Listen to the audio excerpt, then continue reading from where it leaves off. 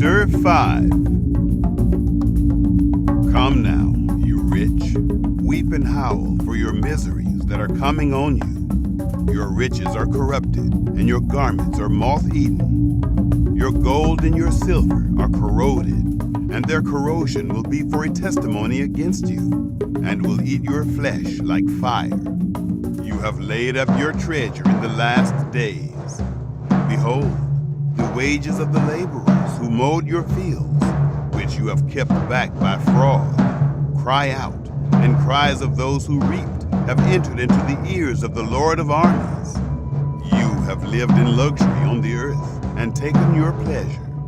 You have nourished your hearts as in a day of slaughter.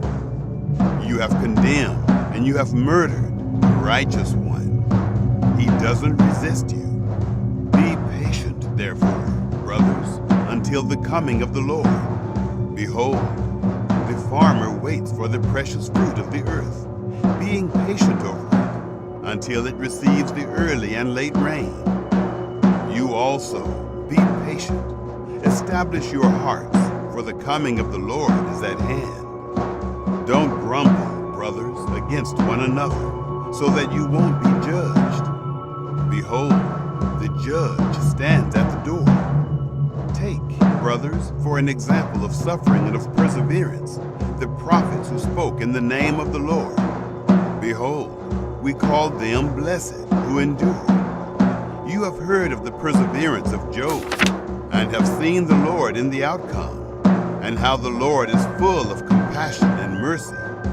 But above all things, my brothers, don't swear, not by heaven or by the earth or by any other oath, but let your yes be yes and your no, no, so that you don't fall into hypocrisy.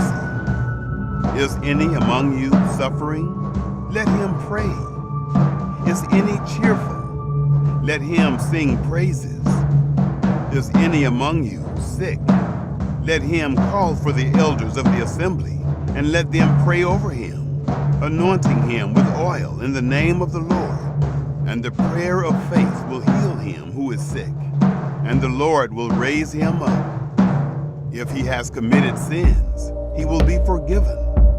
Confess your offenses to one another, and pray for one another, that you may be healed. The insistent prayer of a righteous person is powerfully effective. Elijah was a man with a nature like ours, and he prayed earnestly that it might not rain, and it didn't rain on the earth for 3 years and 6 months.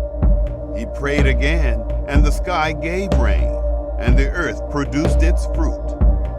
Brothers, if any among you wanders from the truth, and someone turns him back, let him know that he who turns a sinner from the error of his way will save his soul from death, and will cover a multitude of sins.